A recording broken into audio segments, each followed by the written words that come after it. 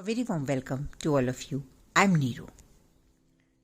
कल full moon है और उसके ऊपर मैं ऑलरेडी एक वीडियो आपके साथ शेयर कर चुकी हूँ जिसमें हमने ये बात की कि किस तरह से इस एनर्जी को हम जो है उसका उपयोग कर सकते हैं, उसके साथ कनेक्ट कर सकते हैं और किस तरह से ये एनर्जी जो है वो मैनिफेस्ट होगी आने वाले वीक 10 डेज में। अगर आप में से किसी ने भी अभी वो वीडियो नहीं देखा है तो please do so because it's going to help you out tremendously. अब आते हैं कि इस वीडियो में हम क्या बात करेंगे। हमारी सोसाइटी में, हमारी कल्चर में ये जो आने वाले 10 दिन हैं, कल से लेकर आने मतलब 10-15 दिन, वो तिथि के अनुसार घटते बढ़ते हैं, तो वो आप कैलेंडर में देख सकते हैं। हम पितृपक्ष के रूप में मनाते हैं और ये जो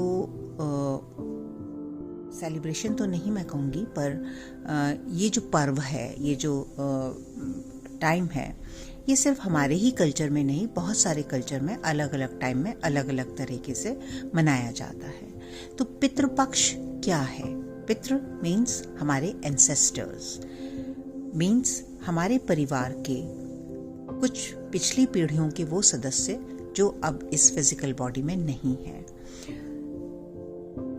हमारी फादर की ओर से और हमारी मदर की ओर से। तो ऐसा क्यों जरूरी है कि जो लोग अब इस शरीर में नहीं हैं, हम उनके लिए कुछ करें। हम किस तरह से अभी भी उनके साथ कनेक्टेड हैं अगर वो इस फिजिकल वर्ल्ड में नहीं है? क्या जो भी उन्होंने कुछ किया उसके साथ हम बिल्कुल डिस्कनेक्ट हो जाते हैं जैसे ही कोई भी व्यक्ति अपना शरीर छोड़ता है, या जो भी उनकी एनर्जी है या कार्मास हैं या जिसको हम एंसेस्ट्रल कार्मा कहते हैं, वो किस तरह से हमारे साथ चलता रहता है जब तक कि हम उसको ध्यान से ना देखें। इसके ऊपर मैंने बहुत ही एलैबोरेटेड जो है वो वीडियोस बनाए हुए हैं, आप उनको देख सकते हैं। और उसमें मैंने बताया है कि क्यों जरूरी है अपना एंसेस्ट्रल कार्मा को हील करना, जिसको कई लोग फैमिली कार्मा भी बोलते हैं, और जो हमारा फैमिली ट्री होता है, बिकॉज आजकल बहुत न्यूक्लियर फैमिलीज हैं, राइट? न्यूक्लियर फैमिली हम किस वे में बोल रहे हैं? हमने इस तरह से अपने समाज में एक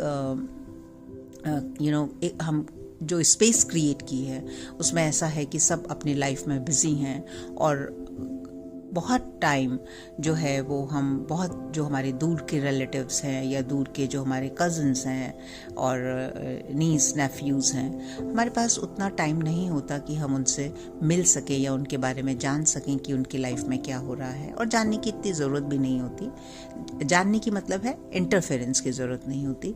लेकिन ये बिल्कुल नहीं है एनर्जेटिकली कि अगर हम उनसे फिजिकल टच में नहीं हैं तो उनकी लाइफ में जो भी चल रहा है उसका इफेक्ट भी हमारे ऊपर नहीं होगा। इनफैक्ट कुछ जनरेशंस तक जो भी हमारे डीएनए को शेयर करते हैं, फॉर एग्जाम्पल आपके फादर हैं, उनके ब्रदर्स हैं, उनकी सिस्टर्स हैं, राइट? तो वो डीएनए आपके पास आया, उसी तरह उनके जो ब्रदर हैं उनके बच्चों में गया, जो सिस्टर हैं उनके बच्चों में गया, एंड सो ऑन। तो पीछे 12, 13, 14, 15 जो भी पीढ़ियाँ हैं या मतलब कहीं भी, तो और इसी तरह मदर की साइड में हम उनसे फिजिकल रियलिटी में कनेक्टेड हैं या नहीं हैं, लेकिन वो जो भी कुछ क्रिएट करते हैं उससे हम डीएनए के थ्रू कनेक्टेड रहते हैं। और जो हमारे फैमिली का संचित कर्मा होता है, एक फैमिली कर्मा होता है, राइट? हम किसी भी फैमिली में एट रैंडम जन्म नहीं ले लेते।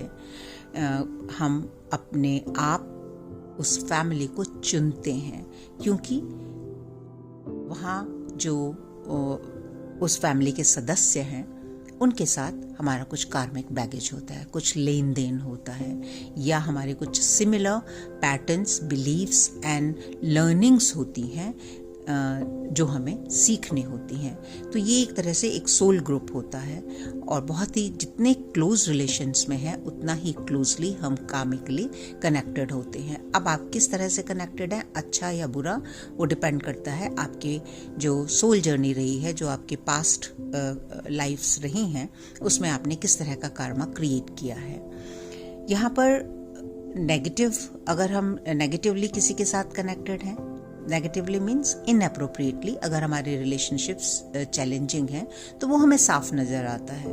लेकिन कई बार हम जो अटैचमेंट्स हैं उनको प्यार समझते हैं फैमिली में कि हम we are very well connected with our mother और आवर फादर और आवर जो भी फैमिली मेम्बर्स हैं, और इतना कनेक्टेड कि वो एक जो रिश्ते हैं वो उनमें बहुत सारा कंट्रोल होता है, तो हम उसको लव समझते हैं। हम उसको जो है वो हमें समझ नहीं आता कि ये किस तरह का लव है।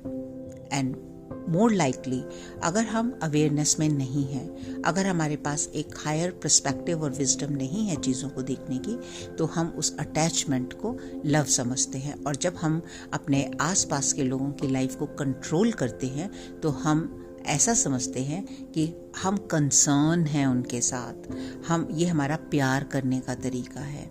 और यहाँ से भी बहुत सारे इश्यूज जो हैं वो क्रिएट होते हैं, क्योंकि फैमिली के दबाव में आकर या रिश्तों के दबाव में आकर या इस तरह के जो इमोशनल बैगेजेस होते हैं, इनके दबाव में आकर हम अपनी और औरों की लाइफ को बहुत हद तक जो है वो डिस्टर्ब करते हैं, नोइंगली अननोइंगली। अब आज मैं जिस चीज़ की पर्टिकुलरली बात कर रही हूँ वो ये जो आने वाले दिन हैं, हमें इनको किस तरह से क्या करना चाहिए। ओके, इन दिनों में हम क्या करें ऐसा कि हम अपने जो इस फैमिली कार्मा की बात कर रहे हैं, जो हमारे ऐसे एंसेस्टर्स हैं जो अब इस दुनिया में नहीं हैं, हम उनकी एनर्जी के साथ कनेक्ट हो सके और उनके लिए प्रेयर कर सके। और ज़रूरत क्या है? तो ज़रूरत इसलिए है, जैसा कि मैंने अभी आप लोगों के साथ शेयर किया, कि जब हम इस तरह की फैमिली में रहते हैं जहाँ कोई स्पिरिचुअल अवेयरनेस नहीं है, जहाँ हम बहुत सारे रिचुअल्स तो करते हैं, बहुत सारी रिजिडिटी है, रिलीजियसनेस है, हमारे लिए प्यार क्या होता है सच में हम उसकी परिभाषा को नहीं जानते, हम जीवन का असली मायने क्या है हम नहीं जानते, तो कई बार हम इस तरह की लाइफ जीते हैं कि हम अपने आप को सेक्रीफाइस करते जाते हैं और हमें ऐसा लगता है कि yes, this is the right thing to do at the cost of my own personal growth and at the cost of my own personal desires and rights. कई बार हम ये सेक्रीफाइस दूसरों से कराते जाते हैं। आप मेरे बेटे हैं तो आपको ऐसा करना चाहिए, आप मेरी बेटी हैं तो आपको ऐसा करना चाहिए, आपको इस तरह रहना चाहिए, इस तरह जीना चाहिए, इस तरह सोचना चाहिए। ये सब, इनसे जो भी कार्मा क्रिएट होता है वो सोल के ऊपर एक बैगेज की तरह होता है। अगर हमारे पास इस तरह की अवेयरनेस नहीं है कि जब हम शरीर को छोड़ें तो हम एसेंड हो सकें, हम लाइट में जा सकें, तो हम इसी एनर्जी फील्ड में घूमने लगते हैं विदाउट बॉडी। और यहाँ डरने की ज़रूरत नहीं है कि आप सोच रहे हैं कि अच्छा वो भूत प्रेत हैं या स्पिरिट्स हैं। वो अनफुलफिल्ड डिज़ायर्स लेके जो सोल्स इस तरह से एसेंड नहीं हो पा रही हैं और वो इसी रियल्म में हैं या इससे नीचे के रियल्म में है जहाँ डार्कनेस है, राइट। अगर लाइट नहीं है तो कहाँ रहेंगे? डार्कनेस में रहेंगे। तो उनके लिए हम प्रेयर्स करते हैं, क्योंकि वो ऐसे रियल्म में रहने के बाद इस तरह से मोक्ष को प्राप्त नहीं हो पाते। मोक्ष माने तो लाइट में नहीं जा पाते, मूव ऑन नहीं कर पाते, और वो किसी ना किसी तरह एनर्जेटिकली अपने परिवार के साथ एक कनेक्शन बना के रखते हैं। और मोस्टली ये जो एनर्जेटिक कनेक्शंस होते हैं, they are not good for the family, और उनके अपने लिए भी ठीक नहीं होते। तो आपको एक तो इस अवेयरनेस में आना है कि ये जो अटैचमेंट्स हैं या ये जो सही जीने का तरीका है वो क्या है, उसको समझने की ज़रूरत है। तो अपने साथ आप टाइम बिताएं थोड़ा। इसमें के क्या साइंस एंड सिम्टम्स होते हैं वो मैं ऑलरेडी आप लोगों के साथ शेयर कर चुकी हूँ अपने वीडियोस में, आप उनको देख सकते हैं। तो इस तरह की जो सोल्स हैं उनका इम्पैक्ट बराबर हमारे फैमिली के ऊपर बना रहता है। आप अगर अपनी फैमिली में भी पीछे जाकर देखेंगे तो आप ये पाएंगे कि बहुत सारे इस तरह के पैटर्न्स होते हैं जो बार बार रिपीट हो रहे हैं। जैसे कई फैमिलीज ऐसे होती हैं वहाँ बहुत सारी बीमारियाँ होती हैं। हर जनरेशन में कोई ना कोई अननेसेसरली बीमारियों का शिकार होता रहता है। कई फैमिलीज ऐसे होंगी जहाँ पर बच्चे नहीं होते, कई फैमिली ऐसी होंगी जहाँ पर पैसे की कमी होती है, कई फैमिलीज ऐसी होंगी जहाँ पर बहुत सारी इस तरह की चीज़ें चलती रहती हैं, जिनको हम ब्लैक मैजिक्स बोलते हैं, कर्सेस बोलते हैं के रूप में। ये सब क्या है? ये सब नेगेटिव एनर्जी थॉट पैटर्न्स हैं, और क्योंकि वहाँ पर एक अवेयरनेस की कमी है। तो ये शरीर को त्यागने के बाद भी ये जो पैटर्न्स हैं ये बरकरार रहते हैं फैमिली में, क्योंकि हम वो अपने डीएनए के थ्रू ऑलरेडी अपने साथ लेकर आए हैं, और इसीलिए हमने उस फैमिली को भी चुना है। तो ये जो 10-15 दिन है ये बहुत ही अवेयरनेस में बिताने के दिन है। पहली बात, अपने फैमिली के पैटर्न्स देखिए कि आपकी फैमिली में क्या पैटर्न्स हैं, कौन सी ऐसी चीज़ें हैं जो बार बार रिपीट हो रही हैं, कौन सी ऐसी चीज़ हैं जो इनअप्रोप्रिएट हैं, जो ठीक नहीं हैं, जहाँ पर हीलिंग मांग रही हैं। नंबर 1 बात, ताकि आप उससे ट्रांसफॉर्म कर सकें, आप उससे बाहर निकल सकें, आप उस चक्रव्यूह के बाहर आ सकें, आप उस फैमिली कार्मा से बाहर आ सकें, मुक्त हो सकें। तो ये तो आपकी पर्सनल एक जो है वो ट्रांसफॉर्मेशन होगी। दूसरा, आप प्रेयर कर सकते हैं अपनी उन सब एंसेस्टर्स के लिए, क्योंकि हम सब जब ह्यूमन बॉडी में होते हैं कुछ ना कुछ जो कमियां हमारे अंदर होती हैं, कुछ ना कुछ हमसे गलतियां होती हैं, कुछ ना कुछ हमसे मिस्टेक्स होती हैं, और कुछ कार्मास ऐसे होते हैं जो अनफॉरगिवेबल होते हैं स्पिरिचुअल रियल्म में। तो वो भी हमारी फैमिली में जनरेशन टू जनरेशन जो है वो ट्रैवल करती रहती हैं, जिनको मैंने कर्सेस का नाम दिया है, या बहुत सारी इस तरह की एनर्जीज जो हैं। तो उनके लिए आप फॉरगिवनेस मांगिए अपने गॉड से। हम फैमिली में, अगर आप लोगों को मालूम है, तो हमारी सबकी फैमिली के एक इष्ट देव होते हैं, कुल देवी कुल देवता होते हैं। तो उनको इवोक कीजिए, उनके एनर्जी को। अगर आपको नहीं भी पता कि कौन है तो उसमें घबराने की बात नहीं है, आपकी इंटेंशन ही काफ़ी होगी। तो आप इस इंटेंशन से बैठिए कि आप उनके साथ अपने लिए और अपनी फैमिली मेंबर्स के लिए और अपने एंसेस्टर्स के लिए माफ़ी मांगें गॉड से।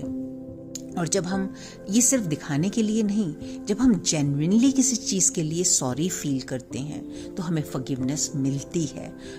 और ये तो आप आम लाइफ में भी, अपनी लाइफ में भी देखते हैं कि अगर आपसे कोई गलती हो जाती है और अननोइंगली आप किसी के लिए कुछ गलत कर देते हैं, वो गलती चाहे कितनी भी बड़ी है, तो आप अगर उनसे जेन्युइनली सही मायनों में माफ़ी मांगते हैं अपने तह दिल से, और इस इंटेंशन के साथ कि अब आप उस गलती को दोहराएंगे नहीं, तो वो फॉरगिवनेस मिलती है, और एक बहुत ही अच्छा रिलेशनशिप, एक अच्छी एनर्जी क्रिएट हो जाती है दो सोल्स के बीच में। लेकिन अगर आप उसको सिर्फ प्रिटेंड करेंगे, सॉरी का वर्ड यूज करेंगे just to nullify the effect of that heaviness of that energy, और जो भी वहाँ पर लड़ाई झगड़ा हुआ है, then it's a different story, then that will continue. तो सबसे बड़ी बात है आपकी इंटेंशन की। इसलिए आपको नाम नहीं भी पता अपने इष्ट देव के, अपनी कुल देवी कुल देवता के, तो आपको सिर्फ बैठना है अपने साथ और उनको इवोक करना है कि जो भी मेरी फैमिली के कुल देवी एंड कुल देवता हैं, क्योंकि वो हमें प्रोटेक्ट करते हैं, वो हमारे हायर बींग्स होते हैं फैमिली के। और जब हम उनके सामने अपनी गलतियों की क्षमा मांगते हैं और अपने परिवार की तरफ से भी मांगते हैं तो हमें क्षमा मिलती है। पिछले कुछ सालों में हम इन चीज़ों को भूल गए हैं। हम उन अपने जो भी हमारे प्रोटेक्टर्स हैं, जो हमारे हायर बीइंग्स हैं फैमिली के, हमें पता ही नहीं है कौन है, हम उनसे कनेक्ट ही नहीं करते। तो दिस इज़ द टाइम, अगर आपको नहीं भी पता नाम से तो उससे कोई फ़र्क नहीं पड़ता, आपकी इंटेंशन काफ़ी है, आप उनके साथ बैठिए। फिर जो आपकी फैमिली में जो भी एक तो हमारे घरों में ये वो होता है कि पंडित के द्वारा वो बताया जाता है कि भाई कौन सा दिन किसका होता है, डेथ के अनुसार या बर्थ के अनुसार जो भी, तो उस दिन हम दान दक्षिणा हवन पूजा जो भी करते हैं वो करते हैं। लेकिन उसके लिए भी अगर आपको नहीं पता तो कोई भी ज़रूरत नहीं है कि आप इससे घबराएं। आप किसी भी दिन और हर दिन आप कर सकते हैं अपने एंसेस्टर्स के नाम से कोई भी कहीं भी। कोई ज़रूरी नहीं है कि आपको मंदिरों में ही देना है या मस्जिदों में ही देना है या गुरुद्वारों में ही देना है या पंडित को ही देना है। आप किसी को भी, जहाँ भी और जितना भी आप अपने हैसियत के अनुसार से दान दक्षिणा करना चाहें अपने एंसेस्टर्स के नाम से, और इस इंटेंशन के साथ कि इससे जो भी एनर्जी क्रिएट हो वो जो है मेरे एंसेस्टर्स को उसके पुण्य मिले, जो अच्छा कर्मा क्रिएट हो वो मैं अपने एंसेस्टर्स के लिए डोनेट करती हूँ। तो ये बहुत ही अच्छी क्रिया होगी आपके द्वारा की गई अपने फैमिली मेम्बर्स के लिए।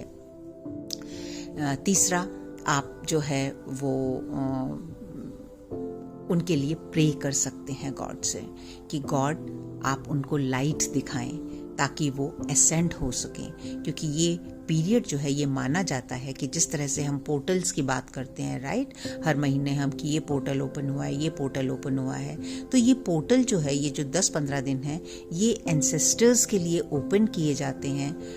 वो एनर्जी जो द्वार हैं, जैसे हम अगर हिंदुइज्म में हैं तो हम विष्णु को मानते हैं कि हम वो इस रियल्म को देखते हैं, तो हम उनसे प्रे कर सकते हैं, या जिस आपकी उसमें जिसको भी मानते हैं या नहीं भी मानते, तो just if you just pray to God कि just send the energy to your ancestors जो अभी अंधेरे में भटक रहे हैं या जिनको अभी गति प्राप्त नहीं हुई है या जो भी लाइट में नहीं जा पाए हैं, वो उनको एक मौका दिया जाए और वो लाइट में जा सकें। फिर आप अपनी तरफ से और अपने परिवार की तरफ से जो अभी आपके साथ हैं उन लोगों की तरफ से अपने उन एंसेस्टर्स से माफ़ी मांग सकते हैं जिनके साथ आपसे या आपके परिवार से कुछ गलतियाँ हुई हैं।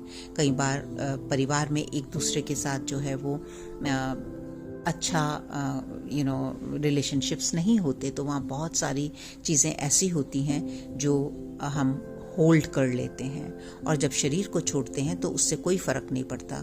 वो जो एनिमोसिटी है या जो भी गलत भावनाएं हैं उनके साथ ही हम चले जाते हैं, और वो जो अनफुलफिल्ड डिज़ायर्स हैं, जो अनफॉरगिवनेस हैं, या कई बार ऐसा होता है कि सपोज़ हमारे से कोई गलतियाँ हो गई अपने बड़ों की तरफ और हमें टाइम नहीं मिल पाया कि हम उनका ध्यान रख सकें या हम उनके साथ उनसे क्षमा मांग सकें, तो ये टाइम है कि हम उनसे बैठ के क्षमा मांगें अपनी तरफ से और अपने परिवार की तरफ से।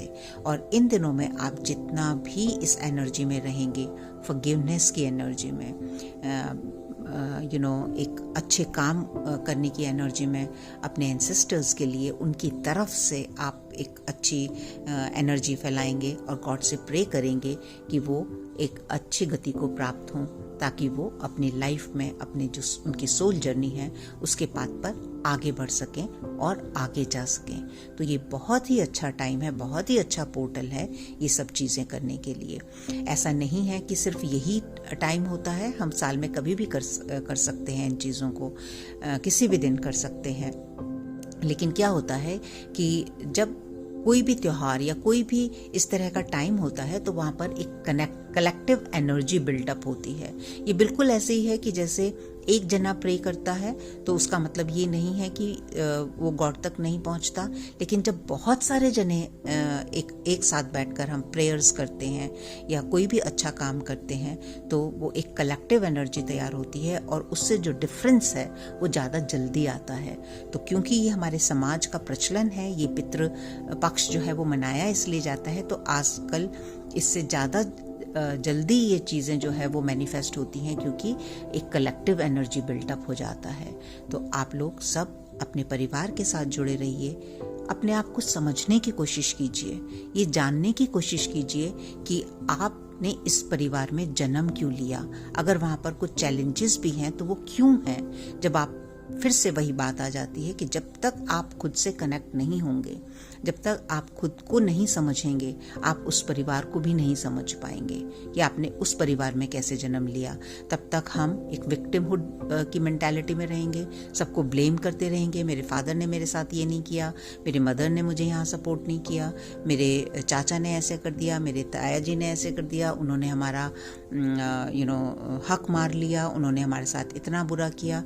लेकिन क्या वजह है कि आपने इसी फैमिली को चुना पूरी दुनिया में? उसकी कोई वजह है, क्योंकि जब आप इस फैमिली को चुन रहे थे तो आप अपने मास्टर्स के साथ थे, आप अपनी पूरी अवेयरनेस में थे, आप अपनी सोल कॉन्शियसनेस में थे और उस टाइम आप कोई गलती नहीं कर सकते। तो इसलिए उन गलतियों को बार बार अगर दोहराएंगे तो ये जो चक्र है ये चलता रहेगा और आप इस चक्रव्यूह से बाहर नहीं आ पाएंगे। तो ये टाइम आपको भी और आपके एंसेस्टर्स को भी बार बार दिया जाता है कि ये टाइम है आपके लिए कि आप अपनी गलतियों को देख सकें, उनसे सीख सकें, और जैसे ही हम ट्रांसफॉर्म होते हैं वैसे ही हमारा एनर्जी शिफ्ट होता है।